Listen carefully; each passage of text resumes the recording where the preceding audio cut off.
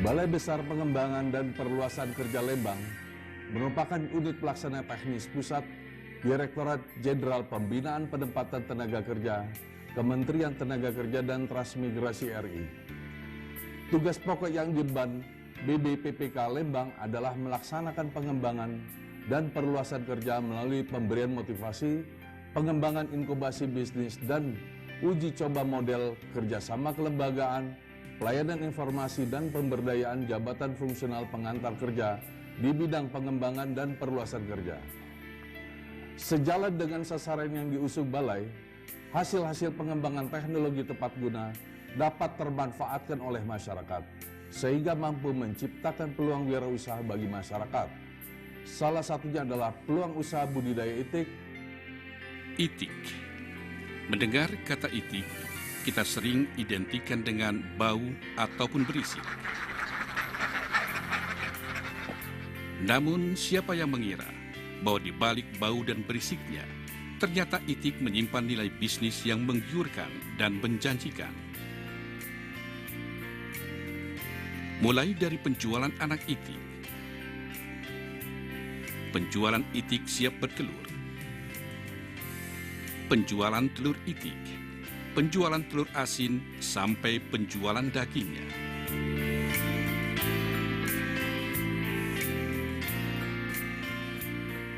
Dalam usaha budidaya itik, keberhasilan sangat dipengaruhi oleh kualitas bibit, kualitas dan cara pemberian pakan, prosedur pemeliharaan, sistem usaha, serta ketekunan dalam menjalani usaha budidaya.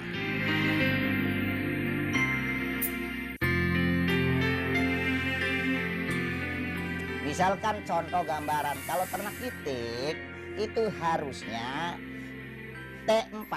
T4 itu ada, 1 itu tekun, 2 itu teliti, 3 tertib, 4-nya telaten. Itu harusnya. Budidaya itik dimulai dari pemilihan kualitas bibit. Di daerah Cirebon dikenal bibit jenis Rambon atau ras asli Cirebon. Proses dari telur sampai menetas menjadi anak itik membutuhkan waktu sekitar 30 hari. Dalam proses penetasan telur diperlukan peralatan seperti lemari penetasan, rak tempat menyimpan telur, penerangan dan pengendali suhu ruangan lemari penetasan, serta teropong. Adapun proses penetasan perlu dilakukan dalam beberapa tahap, yaitu: pertama, telur itik hasil panen dari kandang dikumpulkan, lalu dibersihkan, kemudian disimpan dalam rak telur. 2. Telur itik disimpan dalam lemari penetasan selama 1 malam. Suhu di dalam ruang lemari penetasan sekitar 40 derajat Celcius. Setiap 2 jam sekali, telur itik digeser atau diputar. Ketiga, sortir telur itik dengan menggunakan teropong. Telur itik yang ada ciri-ciri kehidupan pada saat diteropong terdapat tanda seperti mata ikan. 4. Telur itik yang tidak ada tanda seperti mata ikan dipisahkan untuk dijual atau dibuat telur asin. Kelima, sedangkan telur itik yang ada tanda seperti mata ikan selanjutnya disimpan kembali ke dalam lemari penetasan selama 5 hari. Suhu di dalam ruang lemari penetasan sekitar 40 derajat Celcius. Keenam, setelah 5 hari, telur itik kembali disortir menggunakan teropong. Telur itik yang ada ciri-ciri kehidupan pada saat diteropong terdapat tanda seperti laba-laba dalam sarangnya. Untuk telur itik yang tidak ada tanda seperti laba-laba dalam sarangnya, dipisahkan untuk dijual atau dibuat telur asin. 8. Sedangkan telur itik yang ada tanda seperti laba-laba dalam sarangnya, selanjutnya disimpan kembali ke dalam lemari penetasan selama 15 hari.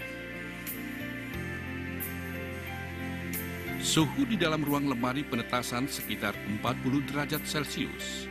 Setiap 2 jam sekali telur itik digeser atau diputar.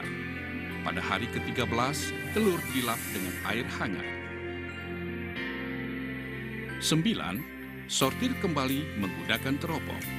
telur itik yang ada ciri-ciri kehidupan pada saat diteropong terdapat tanda gelap sebagian.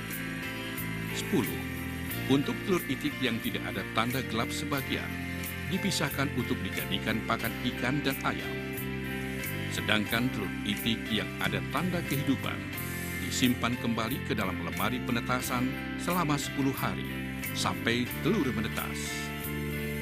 Pada periode starter atau anak atau DOD merupakan langkah awal yang sangat penting karena ada risiko kematian.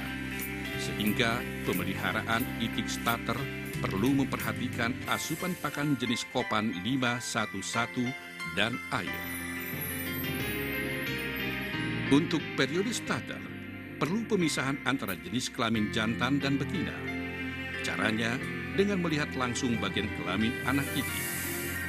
Ciri-ciri anak itik jantan, pada kelaminnya terdapat tanda runcing seperti jarum. Jika betinanya, pada kelaminnya tidak terdapat tanda runcing seperti jarum. Pakan yang digunakan jenis kopan 511 dan air.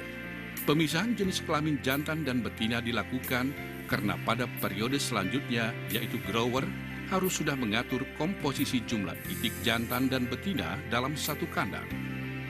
Komposisi yang baik menggunakan perbandingan 5 ekor itik dalam 1 meter persegi kandang. Pakan yang digunakan kopan 511 dan air. Tahap selanjutnya yaitu layer. Pakan yang digunakan jenis kopan 511 dan air. Nah, dan kalau peternak itik itu harus punya kasih sayangnya lebih dari kasih sayang istri.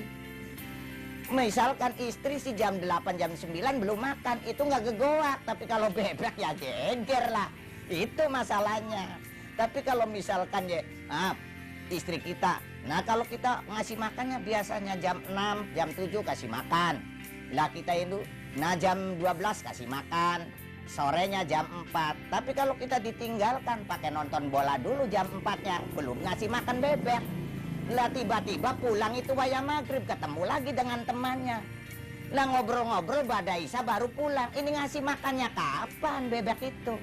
Jadi jangan sampai ke situ. Lah ini jurus-jurus yang akan bebannya itu bebek itu stres tuh begituan. Tapi kalau misalkan rutin dan stabil nggak mungkin itu, pasti sukses.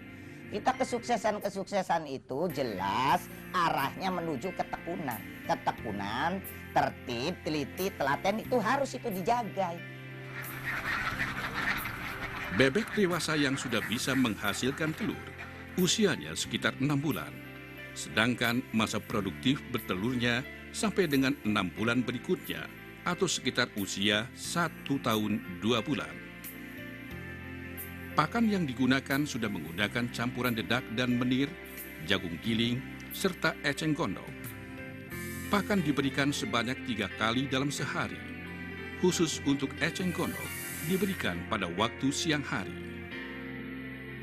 Dalam 1 meter persegi kandang dialokasikan untuk 5 ekor itik dewasa. Sedangkan komposisi per 5 ekor jantan untuk 100 ekor betina.